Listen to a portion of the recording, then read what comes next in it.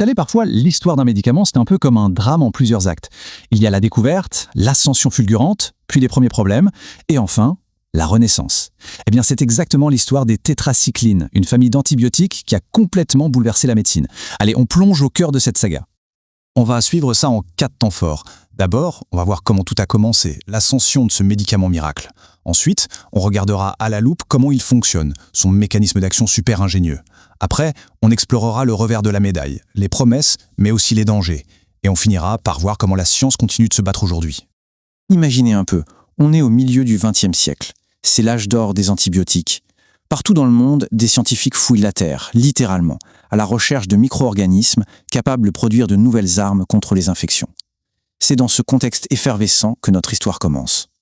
Et là, tout va très très vite. En 1948, on isole la première molécule dans un champ du Missouri. 2 ans plus tard, une autre. Et à peine quelques années après, on ne se contente plus de les trouver dans la nature, on commence à les modifier en laboratoire pour les améliorer.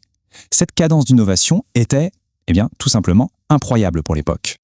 Alors là, il y a une expression qui change tout. Très large spectre. Concrètement, ça veut dire quoi? Avant, pour beaucoup d'infections, il fallait d'abord savoir quelle bactérie était la coupable pour choisir le bon traitement. Avec les tétracyclines, plus besoin. C'était une sorte de passe-partout surpuissant qui marchait contre un nombre immense de bactéries différentes. Une vraie révolution pour les médecins. Bon, maintenant on va zoomer, vraiment beaucoup. On va aller voir à l'échelle moléculaire comment ces petites molécules font pour mettre KO une bactérie. Et pour ça, l'image de l'usine est parfaite, vous allez voir. Le mécanisme est d'une efficacité redoutable. En gros, la tétracycline est un saboteur. Étape 1, elle se faufile à l'intérieur de la bactérie. Étape 2, elle repère sa cible, la chaîne de montage des protéines qu'on appelle le ribosome. Étape 3, elle s'y accroche et bloque tout. Plus de nouvelles protéines, plus de croissance, plus de multiplication. L'usine est paralysée. Et ça nous amène à un mot important, bactériostatique. Ça veut dire que les tétracyclines ne tuent pas directement les bactéries, elles les empêchent de se multiplier. C'est comme si elles appuyaient sur le bouton pause. Ça donne le temps et l'avantage à notre propre corps, à notre système immunitaire, de venir faire le ménage et de se débarrasser de l'infection. C'est un travail d'équipe, en quelque sorte. Bon, avec une efficacité pareille et un spectre d'action aussi large, on pourrait se dire « c'est bon, on a trouvé l'arme absolue ». Mais, comme souvent, une si grande puissance cache aussi les failles, des dangers. C'est le début du 2e acte de notre histoire, celui de la désillusion.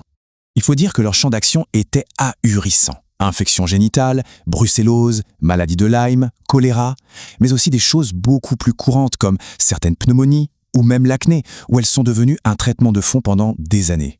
Cette polyvalence a fait d'elle l'un des antibiotiques les plus utilisés au monde pendant des décennies. Et c'est là que les choses se compliquent. À force de l'utiliser massivement, on a commencé à découvrir le côté sombre de ce médicament miracle. Parmi tous les effets indésirables, il y en a 2 qui sont devenus tristement célèbres. Le premier, c'est cette coloration jaune-brun des dents qui est permanente chez les enfants. Ça a marqué toute une génération. Le deuxième, c'est la photosensibilité. La peau devient hyper réactive au soleil et on peut attraper des coups de soleil très graves très rapidement. Et ça, ce n'est pas anodin du tout. Du coup, forcément, les règles sont devenues beaucoup plus strictes. C'est simple, c'est formellement interdit pour les enfants de moins de 8 ans parce que la molécule adore se fixer sur le calcium des os et des dents qui sont en pleine croissance. C'est aussi non pour les femmes enceintes ou qui allaitent, car le médicament peut atteindre le bébé.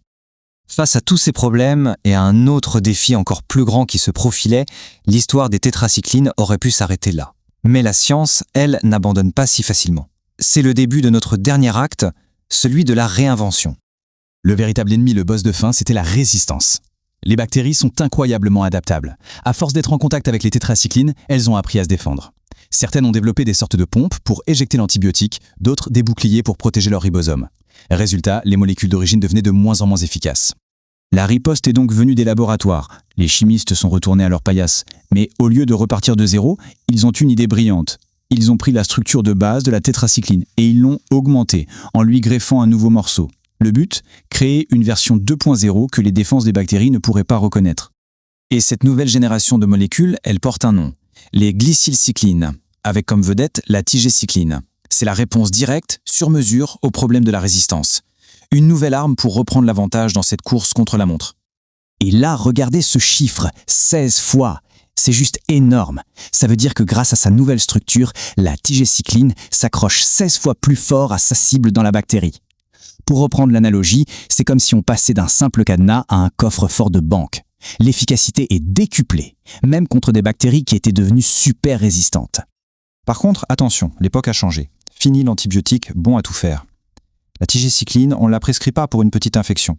C'est une arme de dernier recours réservée à l'hôpital pour des infections graves, compliquées, souvent quand tout le reste a échoué. C'est un outil de spécialiste. Et on termine avec cette question qui est finalement la morale de l'histoire. L'aventure des tétracyclines nous apprend une chose fondamentale. La lutte contre les microbes, c'est une course-poursuite sans fin. On invente une nouvelle arme, les bactéries trouvent une parade. On en invente une autre. Cette histoire n'est donc pas terminée, elle ouvre juste un nouveau chapitre. La grande question, c'est quel sera le prochain ?